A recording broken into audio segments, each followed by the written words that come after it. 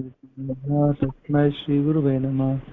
श्रीचैतन्यमनोभीष्टं स्थापितं येन भूतले स्वयं रूपः कदा मह्यं ददाति स्वपदान्तिकं।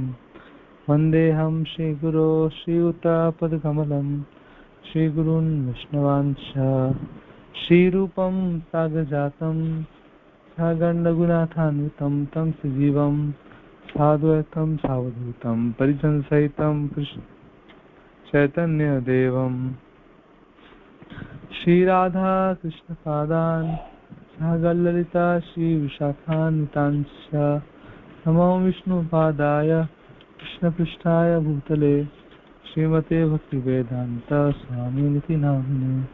नमस्ते सारस्वते देवे गौरवाणी प्रचारिणे निर्विशेष शून्यवादी पाश्चात्यदेशतारिणे। जय श्री कृष्ण चैतन्य प्रभु नित्यानंद श्री अद्वैत गदाधर श्रीवासादि गौर भक्त वृंद। हरे कृष्णा कृष्ण कृष्ण हरे हरे हरे राम राम राम हरे हरे। जगत गुरु श्री प्रभुपाद की जय, गुरु महाराज की जय। हरे कृष्ण। आज हम देखेंगे पुरुषोत्तम योग भगवद गीता का चैप्टर 15। इस पूरे पुरुषोत्तम मास में पुरुषोत्तम योग ये नामक 15 चैप्टर पढ़ना चाहिए। तो कल हमने बताया था कि अगर हमारे पास समय है तो हम पूरा पढ़ सकते हैं, पूरा श्लोक का मीनिंग और श्लोक का तात्पर्य। अगर समय कम है तो केवल हम श्लोक और श्लोक का मीनिंग पढ़ सकते हैं, और समय कम है तो केवल श्लोक पढ़ सकते हैं, लेकिन ये पढ़ना चाहिए। तो आज हम श्लोक पढ़ेंगे और साथ में उसका जल्दी से एक्सप्लेनेशन देखेंगे। पहले हम श्लोक पढ़ लेते हैं सारा, उसके बाद आगे देखते हैं। भगवत गीता, इसका नाम भगवान ने दिया है पुरुषोत्तम योग। भगवान कृष्ण का नाम पुरुषोत्तम, जैसे बोलते हैं मर्यादा पुरुषोत्तम भगवान श्री रामचंद्र, लीला पुरुषोत्तम या पूर्ण पुरुषोत्तम भगवान श्री कृष्ण, मतलब पुरुषों में उत्तम भगवान। और योग का मतलब होता है जुड़ना, भगवान श्री कृष्ण से जोड़े, वो है पुरुषोत्तम योग। ठीक है, तो इस महीने में हमें अपने आप को भगवान श्री कृष्ण से जोड़ना चाहिए। तो श्लोका 1। श्री भगवान उवाच ऊर्ध्वमूल अधम शाखम अश्वत्थम प्राहुरव्ययम छंदांसि यस्य पर्णानि यस्तं वेद स वेदवित्। श्लोका नेक्स्ट।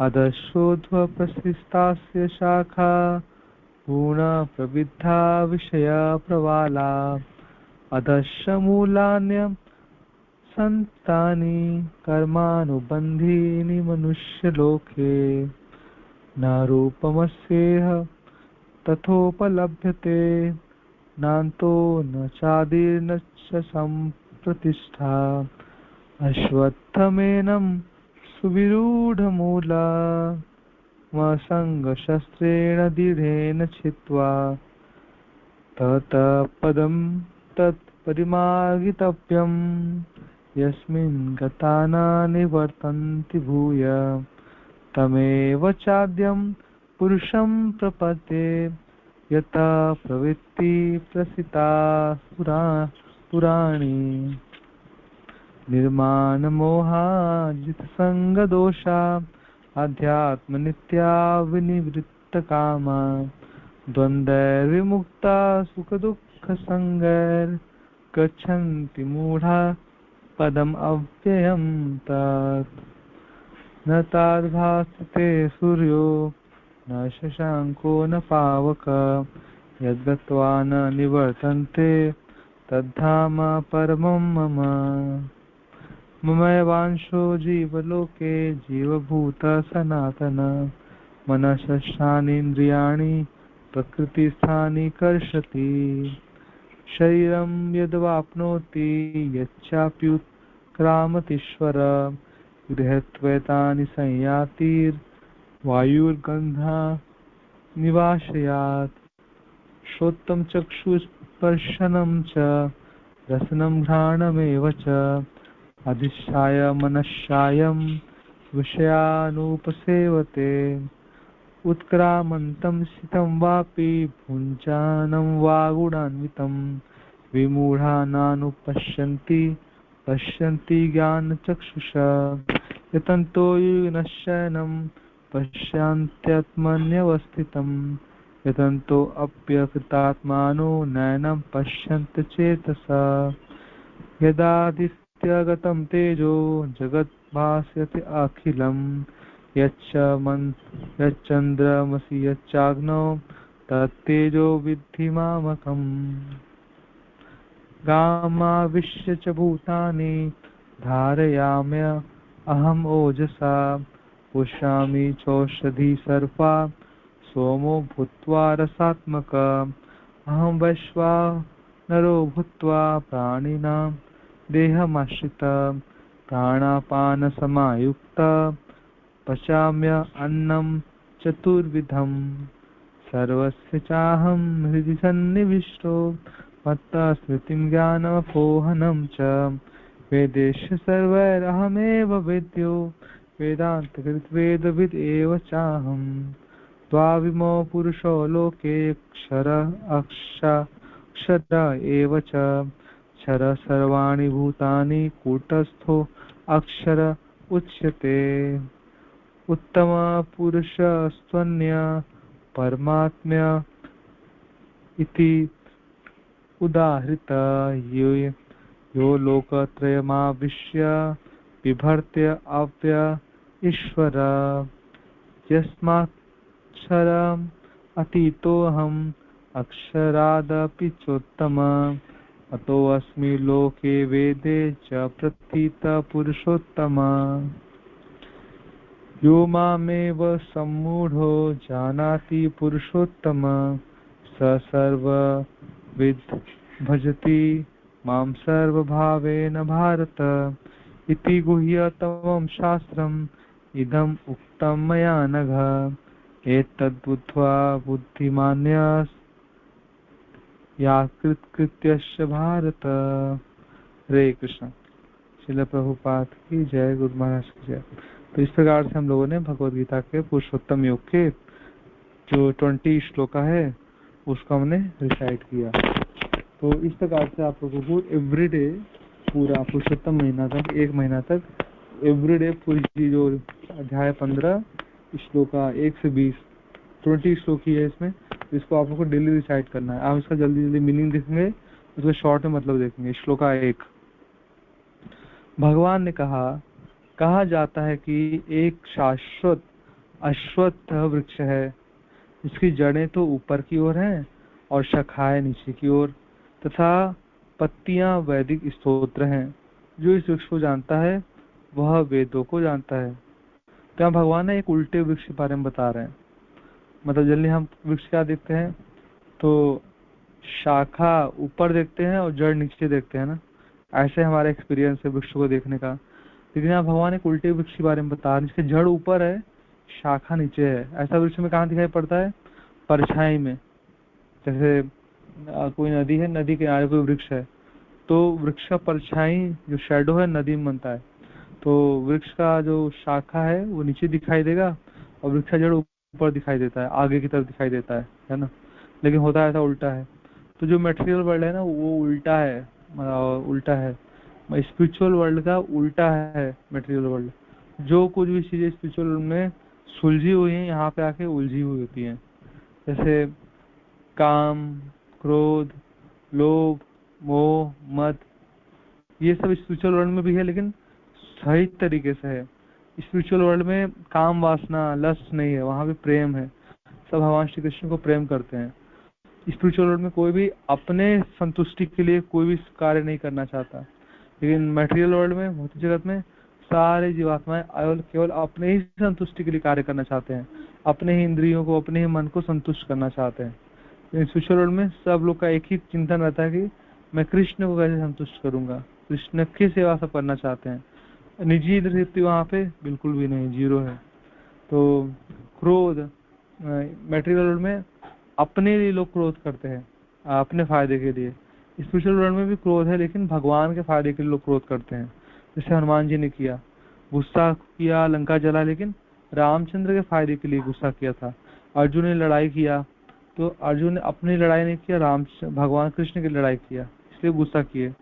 ऐसे लोभ, लालच को भी हम भगवान की सेवा में, स्पिरिचुअल वर्ल्ड में लगाते हैं। लालच क्या, मैं और किस प्रकार सेवा करूं, और भक्ति में आगे बढ़ने का एक मूल्य चुकाना पड़ता है, वो क्या है, लालच। लालच होना चाहिए। जब तक हमारे अंदर लालच नहीं होगा ना, हम कभी आगे नहीं बढ़ सकते भक्ति में। रूप गोस्वामी कहते हैं, लौल्यम अति मूल्यम एकलम। तो भक्ति में आने का एक ही कीमत चुकाना पड़ेगा, वो है लालच। लालच बोले, ये लालच जहां से भी मिले ना वहां से खरीद लो। लालच, लालच होना चाहिए भक्ति में आगे बढ़ने के लिए, लालच। जैसे एक भौतिकवादी व्यक्ति होता है, वो पैसा कमाने के लिए कितना लालची होता है। एक स्टूडेंट होता है, वो भौतिक शिक्षा पाने के लिए कितना लालची होता है। मुझे इस स्कूल में एडमिशन चाहिए, मुझे इस कॉलेज में एडमिशन चाहिए, इतना मार्क्स में आना चाहिए, दिन रात पढ़ाई करेगा। लालच है उसको आगे बढ़ने, करियर में सेटल होने का। ऐसे ही पैसा कमाने के लिए, बड़ा बिजनेस करने के लिए, बड़ी अच्छी कंपनी में जॉब पाने के लिए लालच होता है। लालच, हम 1 रुपया भी नुकसान नहीं करना चाहते अपना, बिल्कुल लालची होते हैं। सोच समझ के पैसा कमाते हैं, और उससे ज्यादा सोच समझ के हम खर्च करते हैं। ठीक है, लालच हमारा बढ़ता जाता है। तो आध्यात्मिक जगतों में भी लालच है, स्पिरिचुअल वर्ल्ड में, बट भगवान की और सेवा कैसे करें, ये लालच है। भगवान का प्रिय भक्त कैसे बने, ये लालच है। लालच, सेवा करने का, भगवान का अच्छा शुद्ध भक्त बनने का लालच होना चाहिए। हम इसी जन्म में शुद्ध भक्त बन जाएंगे, अभी हमें और कोई जन्म नहीं लेना पड़े। ये हमें लालच होना चाहिए, लालच, ग्रीड, लालच, है ना। उसी तरह मोह, इस संसार में ना गलत तरीके से मोह होता है हम लोग को। जैसे हम देखते हैं कि धृतराष्ट्र के केस में देखते हैं, धृतराष्ट्र है ना मोहित रहता है। वो, अब उसके बेटे गलत हैं फिर भी उनका साइड ले रहा है, अपने बेटे को ही राजा बनाना चाहता है। मोह है उसके अंदर, मोह। ठीक है, कैकेयी के अंदर भी मोह डाल दिया उसने। जो मंथरा थी, बोला है तो तुम्हारा बेटा को राजा बनाओ, तो राम को राजा बनेगा, तो तुम्हारी सौत का बेटा है। तो उसके अंदर भी मोह डाल दिया गलत तरीके से, है ना, मिसयूज करवाया। तो हम लोग भी ना मोह हो जाते, जब मोह में होते हैं ना, हम कभी भी सही डिसीजन नहीं ले पाते, सही डिसीजन नहीं लेते। तो स्पिरिचुअल वर्ल्ड में मोह है, लेकिन वहां पे कैसा मोह है कि कृष्ण मेरे हैं, कृष्ण मेरे हैं, ये मोह है। वहां पे हम किसी भौतिक संपत्ति को, जैसे हमारा घर बहुत मोह होता है, हम थोड़ा मेहनत करते हैं, मेहनत करके पैसे कमाते हैं, घर बनाते हैं, गाड़ी खरीदते हैं, और हम अपने आप को एक्सपेंड करते हैं, शादी करते हैं, वाइफ आती है, बच्चे आते हैं, रिलेटिव बनाते हैं। ऐसे तो हम बहुत मोहग्रस्त हो जाते हैं, हमारे घर से, हमारे पत्नी से, बच्चों से, रिश्तेदारों से, और गाड़ी से, पैसों से बहुत मोह होता है हमारा। लेकिन ये सब मोह रियल मोह नहीं है, ये सब एक दिन छूट जाएगा, परमानेंटली नहीं रहेगा। ठीक है, मृत्यु सर्व हरेश्याम, मृत्यु के रूप में कृष्ण सब कुछ छीन लेते हैं। लेकिन जो स्पिरिचुअल वर्ल्ड होता है वहाँ पे सही मोह होता है। वहाँ का मोह क्या है, कृष्ण मेरे हैं, कृष्ण इज माइन, कृष्ण मेरे हैं। इस प्रकार का स्पिरिचुअल वर्ल्ड में मोह होता है, सच्चा मोह है ये। सच मीराबाई गाती थी, मेरे तो गिरधर गोपाल दूसरो न कोई, जाकर मोर मुकुट मेरो पति होए। तो उस कह रही है कि मेरे तो कृष्ण ही है, मैं दूसरे किसी को नहीं जानती। तो मोह रखी है मीराबाई, कृष्ण के लिए रखी है। और साथ में ये बता रही है, दूसरों ने कोई और किसी दूसरे से मेरा मोह नहीं है ना, मोह नहीं है। ऐसे मद, घमंड बहुत खराब चीज है, घमंड। लेकिन आध्यात्मिक जगत में भी घमंड का स्थान है। क्या घमंड होना चाहिए, मैं भगवान श्री कृष्ण का दास हूँ, मैं प्रभुपाद का दास हूँ, मैं गुरु का दास हूँ, मैं वैष्णव का दास हूँ, मैं वैष्णव के दासों के दासों के दासों का दास हूँ। गोपीर भरतुर पद कमल्यो, दास दासानुदास, दास दासानुदास, दास दासानुदास, तव भृत्य भृत्य भृत्य, तव भृत्य भृत्य भृत्य, तव भृत्य भृत्य भृत्य। आपके दासों के दासों के दासों के दासों के दासों के दासों के दास, अनलिमिटेड टाइम दास। वैष्णव ठाकुर तोमार कुकुर, हे वैष्णव, मैं तो आपका मैं पालतू कुत्ता हूँ, आप मेरा पालन कीजिए, है ना। तो इस प्रकार से ये सच्चा अहंकार है, सच्चा अहंकार है। लेकिन हम लोगों को क्या अहंकार होता है, मैं बहुत सुंदर हूँ, मैं बहुत अच्छे फैमिली से बिलोंग करता हूँ, मैं ब्राह्मण हूँ, मैं क्षत्रिय हूँ, मैं बहुत धनवान हूँ, मैं बहुत ज्ञान वाला हूँ, मैं पीएचडी हूँ, मैं आईआईटीएन हूँ, मैं सीए हूँ, मैं लॉयर हूँ। ऐसे बहुत सारे भौतिक डिग्री इत्यादि को लेके हम घमंड करते हैं ना। ये भौतिक जगत का जो घमंड है वो अच्छा घमंड नहीं है, और आध्यात्मिक जगत का जो घमंड है वो सच्चा घमंड है, ये होना ही चाहिए। ठीक है। तो हम यहाँ पे क्या देखते हैं कि जैसे ही हम मेटेरियल वर्ल्ड में आते हैं ना, हम गंदे हो जाते हैं, गंदे हो जाते, उल्टे हो जाते हैं, सब कुछ उल्टा हो जाता है। जैसे बारिश का पानी तो साफ होता है, बट जैसे बारिश का पानी पृथ्वी के संपर्क में आता है तो तुरंत मटमैला हो जाता है, वो मिट्टी वाला हो जाने लगता है। तो आ, लेकिन अभी भी समय है, हम वो मटमैला पानी को भी अगर हम प्यूरिफायर प्लांट से गुजारेंगे तो वो भी दोबारा से शुद्ध हो सकता है ना। तो उसी तरह से हम लोग के अंदर बुराई तो आ गई है ना, हम सब कुछ पलट तो दिए हैं, उल्टे हो गए हैं, लेकिन अभी भी हम सीधे हो सकते हैं। उसी भगवान को बता रहे हैं कि मटेरियल वर्ल्ड में उल्टे हो गए हो, तुम उल्टे लटक रहे हो, जो हमें उल्टा लटका दे, हमारा पाँव बांध दे, पाँव ऊपर कर दे, सिर नीचे कर दे, हम कितना तकलीफ में रहेंगे। हम मटेरियल वर्ल्ड में तकलीफ क्यों है? क्योंकि हम उल्टे लटके हुए हैं, इसीलिए भगवान कह रहे हैं दुखा ले हमें, दुखा ले। हम सीधे हो जाएंगे तो हम स्पिरिचुअल वर्ल्ड चले जाएंगे, वहां पे कोई दुख नहीं है। इसलिए भगवान ने स्टार्टिंग में बता रहे हैं उल्टे लटके हो, अब तुम सब उल्टे लटके हो। उल्टा वृक्ष है ये मटेरियल वर्ल्ड, उल्टा उल्टा लटका दिया है, ये वर्ल्ड भी उल्टा है, और यहाँ पे हम सब है तो हम सब भी उल्टे लटके हुए हैं, इसलिए हम तकलीफ में रहते हैं हमेशा। और फिर क्या भगवान कह रहे हैं, इस वृक्ष की पत्तियां वैदिक स्तोत्र है। पत्तियां क्या है? वैदिक स्तोत्र, मतलब कि वेदों में बहुत सारी अलंकारमय भाषा को यूज किया गया है। अलंकारमय भाषा, जैसे तुम देवताओं की पूजा कर लो, ये मिलेगा, भौतिक वरदान प्राप्त करो, संसार में भोग करो, फिर मरने के बाद स्वर्ग जाओ, वहां पे और ज्यादा भोग करो। तो यही सब वेदों में ज्यादा ज्यादा डिस्क्रिप्शन दिया गया है। तो भगवान कह रहे हैं ये उल्टा वृक्ष की पत्तियां हैं। तो मतलब वेद तो मतलब एक तरह से मैक्सिमम तो फंसा ही देता है। मैक्सिमम लोग वेदों से भगवान को नहीं जान पाते, इसलिए भगवान कृष्ण गीता में कहते हैं वेदेषु दुर्लभम, वेदों में मैं दुर्लभ हूँ। वेदों को पढ़ाई करो, सोचो कृष्ण को समझ जाएंगे, बहुत मुश्किल है, बहुत मुश्किल है, क्योंकि हम कम बुद्धि वाले हैं ना, समझ नहीं पाते। इसलिए भगवान ने हमें वेदों का जो क्रक्स है वो भगवत गीता दिया है, भागवतम दिया है। गीता भागवतम पढ़ के कृष्ण को समझ जाएंगे पूरा पूरा। लेकिन हम डायरेक्ट हम सोचे कि नहीं, कई बार हम लोग भगवत गीता डिस्ट्रीब्यूट करते हैं तो लोग बोलते हैं नहीं हम तो वेद पढ़ना चाहते हैं। कहीं वेद मिलेगा क्या? ऋग्वेद, यजुर्वेद, सामवेद, अथर्ववेद, वेद पढ़ना है। गीता पढ़ के क्या होगा? हमें वेद पढ़ना है, इस प्रकार से बोलते हैं लोग, है ना। लेकिन वो लोग क्या वेद को पढ़ सकते हैं? पहले तो इतना हार्ड संस्कृत है, समझ आने वाला है नहीं, और न तो उच्चारण होगा न समझ में आएगा, और समझ भी लिए तो फिर स्वर्ग इत्यादि लोकों में भोग विलास में पढ़ेंगे, देवताओं की पूजा में पढ़ेंगे। ठीक है। तो कोई फायदा नहीं। इसलिए कृष्ण कह रहे हैं कि इसको जानो, समझो, समझो इसको, समझो। तो एक श्लोक का नेक्स्ट, श्लोक 2। इस वृक्ष की शाखाएं ऊपर तथा नीचे फैली हुई हैं और प्रकृति के तीनों गुणों द्वारा पोषित है। इसकी टहनियां इंद्रिय विषय है। इस वृक्ष की जड़ें नीचे की ओर भी जाती हैं, जो मानव समाज के सकाम कर्मों से बंधी हुई है।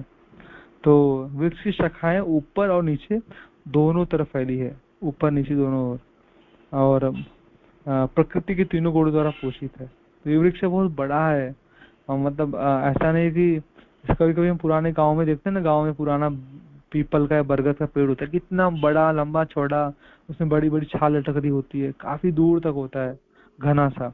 वैसे ही मटेरियल वर्ल्ड ना काफी दूर तक है, बहुत घना सा है ये। इसमें एक बार फंस गए तो भी निकल पाना बहुत मुश्किल है ना। भूल भुलैया, हम खो जाएंगे इसके अंदर, खो जाएंगे बार बार, है ना। पुनरपि जननम पुनरपि मरणम पुनरपि जननी जठरे शयनम, बार बार जन्म लेंगे, बार बार मरण होगा हमारा। उलझ जाते हैं इसमें, उलझ जाते हैं, है ना। फंस जाते हैं इसके अंदर, फंस जाते हैं।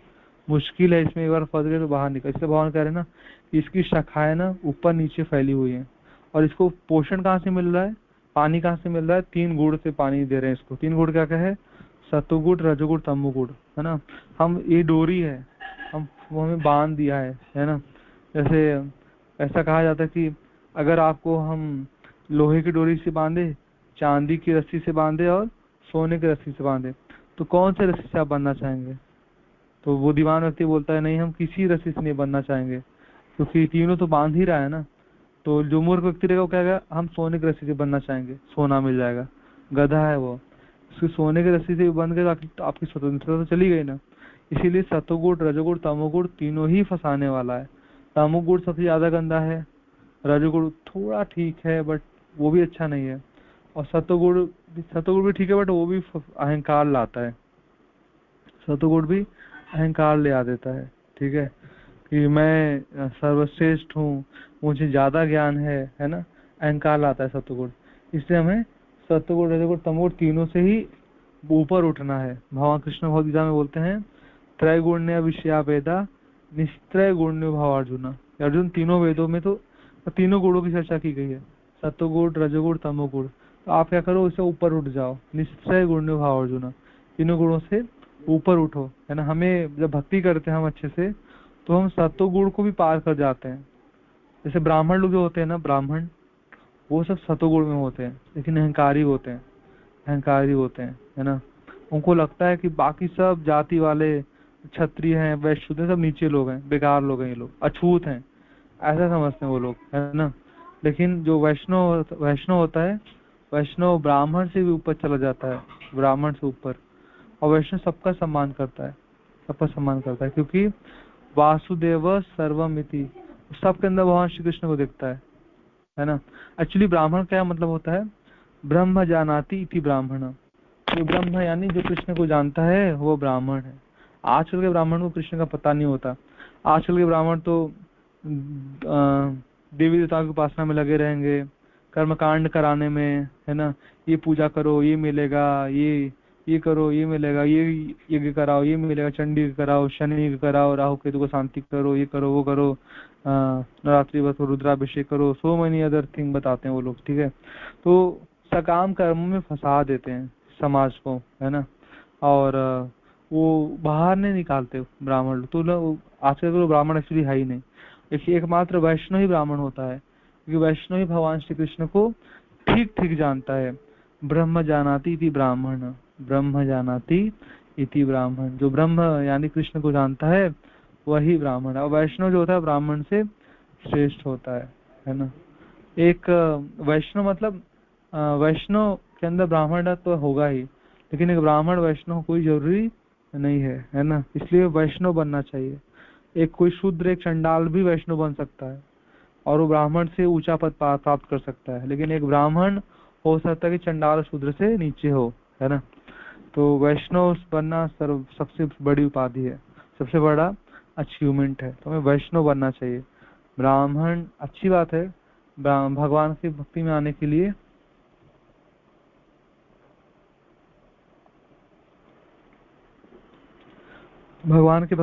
लिए शुद्ध सत्व में आने के लिए पहले सतोगुण में आना जरूरी है ना। तमोगुण से सतोगुण, रजोगुण में है, रजोगुण सतोगुण में है, उसके बाद भगवान की भक्ति में आ जाए, शुद्ध सत्व में आ जाए। It's very very important actually. But हमें समझना पड़ेगा कि हमें ब्राह्मणत्व में ही नहीं फंसना है केवल। एक वैष्णव, गुरुमा बताते हैं, एक वैष्णव एक चंडाल के घर पे, जो भक्त है उसके घर पे भोजन कर सकता है, लेकिन एक ब्राह्मण जो भक्त नहीं है, जो कोई जाति से ब्राह्मण है, उसके घर वैष्णव भोजन नहीं करेगा। ये मतलब वैष्णव की महानता बताई गई है ना। मतलब जाति वाले ब्राह्मण के यहाँ भोजन करना मना है अगर वो भगवान का भक्त नहीं है। लेकिन अगर कोई जाति से चंडाल है, डॉग ईटर फैमिली में जन्मा है, जिसके घर पे कुत्ते का मांस खाया जाता है, सुअर का मांस खाया जाता है, बीफ, ऐसे लोगों के यहाँ भी अगर जन्मा है तो उसके यहाँ भी प्रसाद ग्रहण किया जा सकता है, अगर वो भगवान श्री कृष्ण का भक्त है। इसलिए वैष्णव सबसे बड़ा है। वैष्णव भगवान कृष्ण वैष्णव के अधीन रहते हैं, है ना। वैष्णव ही सच्चा ब्राह्मण होता है। बाकी सो कॉल्ड ब्राह्मण वो कोई ब्राह्मण नहीं होते, है ना। तुम्हें वैष्णव ब्राह्मण बनना चाहिए, ठीक है। तो यहाँ पे फिर अगला श्लोक है, श्लोका नंबर 4। इस वृक्ष के वास्तविक स्वरूप का अनुभव इस जगत में नहीं किया जा सकता। कोई भी नहीं समझ सकता कि इसका आदि कहाँ है, अंत कहाँ है, इसका आधार कहाँ है। लेकिन मनुष्य को चाहिए कि दृढ़ मूल वाले वृक्ष को विरक्ति के शस्त्र से काट गिराए, तत्पश्चात उसे उस स्थान की खोज करना चाहिए जहाँ जाकर लौटना न पड़े और वहाँ जहाँ उस भगवान की शरण ग्रहण कर ली जाए, जिससे अनादि काल से प्रत्येक वस्तु का सूत्रपात तथा विस्तार होता आया है। तो भगवान ना कह रहे हैं कि इस वर्ल्ड, ये जो वृक्ष है ना, संसार का वृक्ष, इसको आप एक्सपीरियंस नहीं कर पाओगे, मतलब इसका रियल स्वरूप क्या है, इसको इस जगत में रह के एक्सपीरियंस नहीं कर पाओगे, है ना। जैसे उदाहरण देते हैं, एक बार एक व्यक्ति था, वो जा रहा था, उसने देखा कि पानी में ना एक डायमंड का हार है।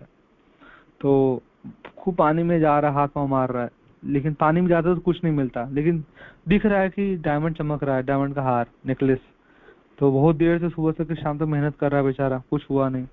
सामने से एक साधु जा रहा था, साधु देख के हंसता है। साधु बोलता है, अरे पागल, इधर क्या इतना मेहनत करते हो तुम, ऊपर देखो, ऊपर हार पानी में नहीं, हार ऊपर लटक रहा है, पानी में तो उसकी परछाई है। वास्तविक हार चाहिए तो पेड़ पे हाथ मारो, पानी में अंदर डुबकी मत लगाओ। तो फिर उसको पेड़ पे हाथ मार के हार मिल जाता है। तो इसी तरह हम लोगों को भी, अगर हमें ये जो वृक्ष है उसका रियल फॉर्म देखना है, तो इस मेटेरियल वर्ल्ड में रह के तो नहीं समझ में आ सकता, क्योंकि इधर है ही नहीं रियल फॉर्म। जैसे हम सुख चाहते हैं, सुख मिल जाए, सुख मिल जाए, सुख मिल जाए, आनंद मिल जाए, आनंद मिल जाए, पूरा पूरा जीवन भर हम सुख आनंद प्राप्त करने के लिए काम स्ट्रगल करते रहते हैं, लेकिन यहाँ कभी नहीं मिलेगा, ना सुख मिलेगा हमें परमानेंटली, ना तो आनंद मिलेगा, क्योंकि यहाँ है ही नहीं, है ही नहीं। दुखों की लाइन लगी हुई है, एक दुख आया, उसको हमने सॉल्व किया, दूसरा दुख आ गया, उससे फिर वो सॉल्व, तीसरा दुख आ गया।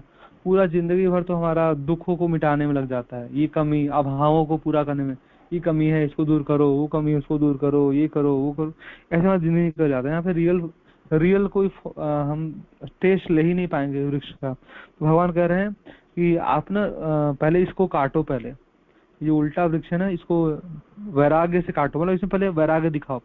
पहले तो देखो, फॉक्सो मत, जैसे मिरर में देखते तो, मिरर में तो जो दिखता है वो हम नहीं होते ना, वो तो हमारी बस परछाई होती है, तो उससे हम अटैच नहीं होते। मिरर वाले से हम खुद से अटैच हो सकते हैं, मिरर वाले परछाई से अटैच नहीं होते। भगवान कह रहे हैं पहले तो आसक्ति हटा दो, इस मटेरियल वर्ल्ड का जो वृक्ष है उससे आसक्ति हटा दो, दृढ़ता के साथ पेड़ मूल वाले वृक्ष को विरक्ति की शस्त्र से काट गिराओ, आसक्ति हटाओ। फिर भगवान कह रहे हैं आप ऐसी जगह ढूंढो ना जहाँ जाके लौटना ना पड़े, भगवान की शरण ग्रहण कर लो, है ना।